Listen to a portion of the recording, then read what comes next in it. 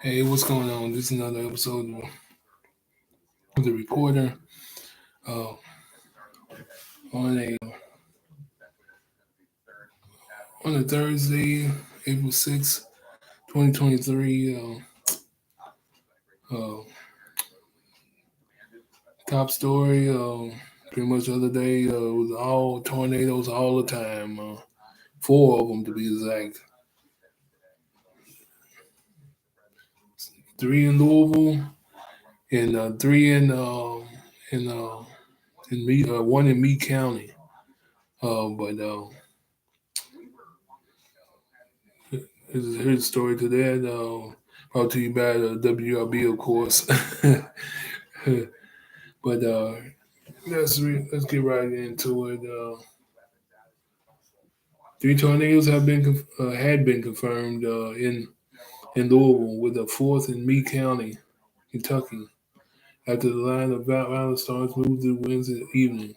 During the news conference Thursday morning, John Gordon, the director of the National Weather Service in Louisville, said two tornadoes were identified in the Louisville's Newburgh neighborhood, and a third was identified in PRP neighborhood. National Weather Service said the fourth was identified in Meade County, Kentucky. Gordon said that it's fortunate that the damage wasn't more extensive. It's a miracle that our city that there is more that there is not more devastation of life," said John Gordon, director of the National Weather Service in Louisville. Gordon said officials have identified four tornadoes that identified four tornadoes that touched down in the area. Two of them were in Louisville's Newburgh neighborhood, with Gordon clocking them speeds of 90 to 95, making them EF1 tornadoes. Big boys. I was in Newburgh trying to figure out why there was damage from the post office that went over to the Van Hoos Educational Center, and there's like 150 yards of just some limbs down.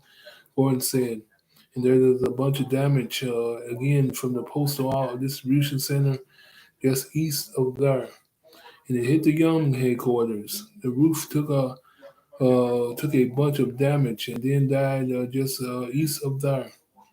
So there's two little tornadoes in the Newburgh area. He said, in the Newburgh area. He said National Weather Service officials had identified a third tornado that touched down the PRP area. Roughly 50 people were dispatched from an apartment in the area of Brooklawn Drive and Blanton Lane due to damage.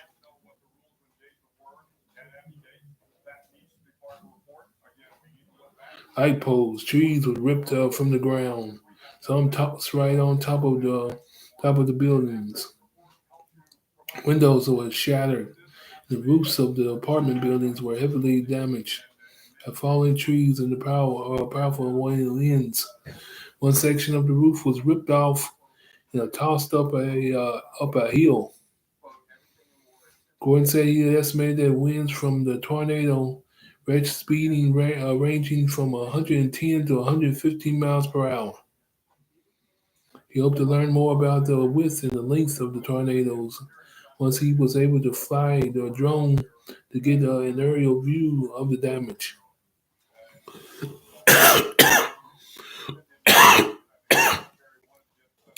National Weather Service has also identified a fourth tornado in Meade County, an EF1 with winds clocking to 110 miles per hour.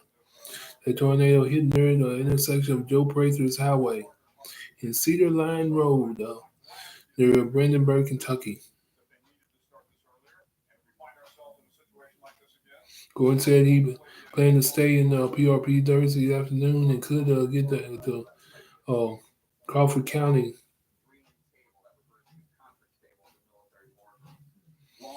Indiana later in the day. Standing in front of the damaged apartment complex in Newburgh, Gordon offered his thoughts to the people displaced from the apartments, as those who lived in similar structures without a basement.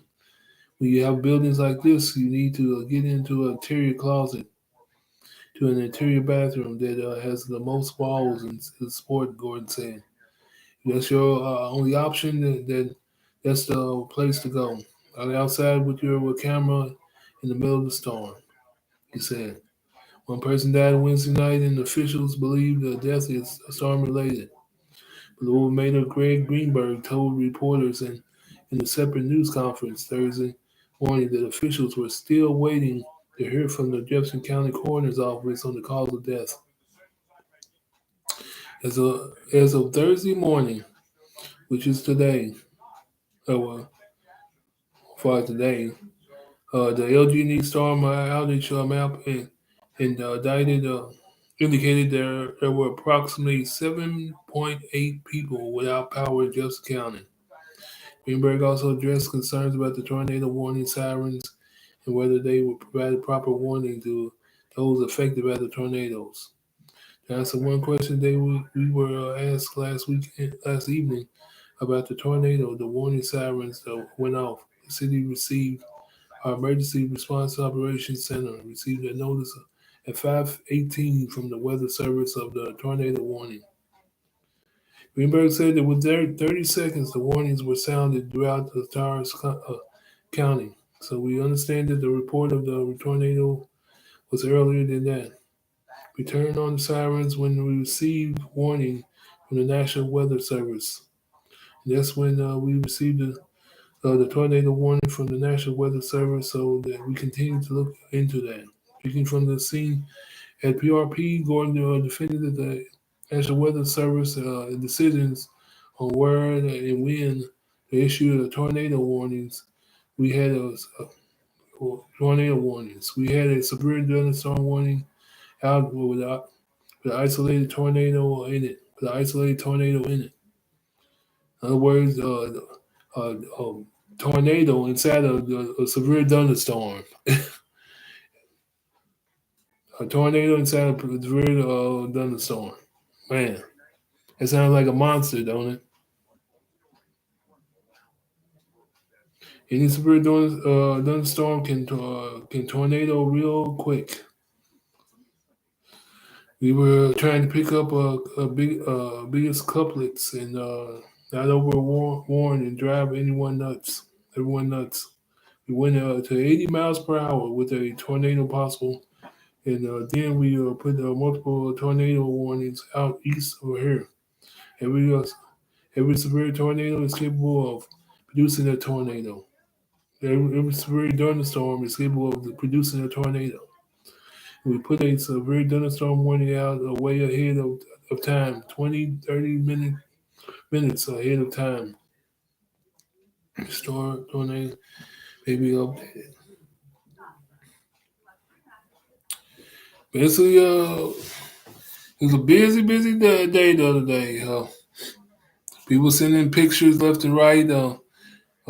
Cars got destroyed. Poles got snapped like twigs. 4 tornadoes, 3 in Louisville, 1 in Meade County. Sort of like what Kansas, we got a good taste of what Kansas went through, goes through. But I pretty much say in this situation is God bless them. Whoever got hit real heavy, that's all it's to it. But I had extra story on this podcast today. The Republican House of Representatives, I guess that's what you want to call them, exposed, kicked out the 3 Democratic representatives today. Are they on their way to kicking them out in Tennessee? Boggles the mind how one situation becomes big and the other situation becomes small.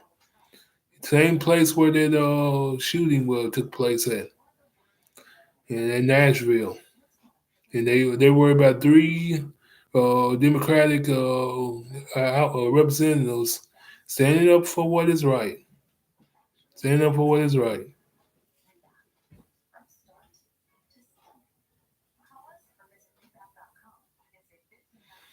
and pretty much just doing the right thing, and they worry about the the letter of the law. In other words, man, sometimes, boy, sometimes you kind of think they use that letter of the law as an excuse to get rid of you. They really do. They really do. But they go slowly but surely voting them out in Tennessee, but they know what they're doing.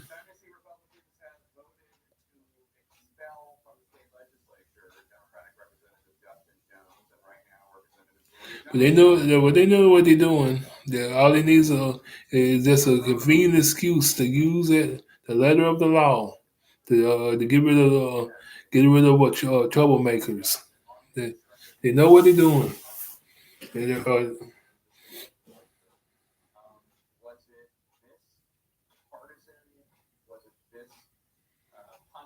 that's the reason why they took over the House, so they can get rid of any troublemaker that might stand against, might just happen to stand against the majority, stand up for the minority.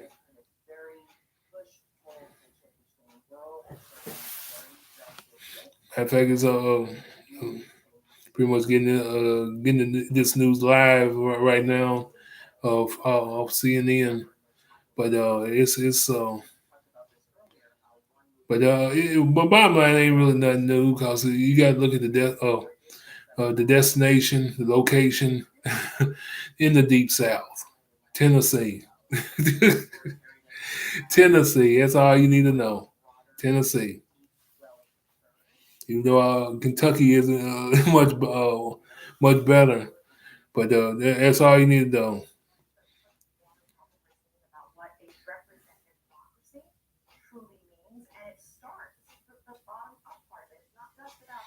That's all you need. A person needs to know.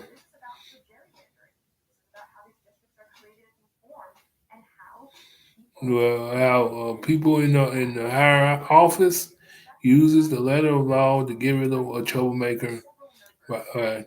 And basically, that's using the letter of law as an excuse, a convenient, easy excuse to get rid of a troublemaker or troublemakers. They are standing up for what is right. But bottom line, God knows, and God makes things will eventually make things straight as always, as always. But that's all I got on that one and this episode of the Reporter in general. Um, y'all have a good one. This is another episode of the Reporter live edition. Have a good one. I'm gone.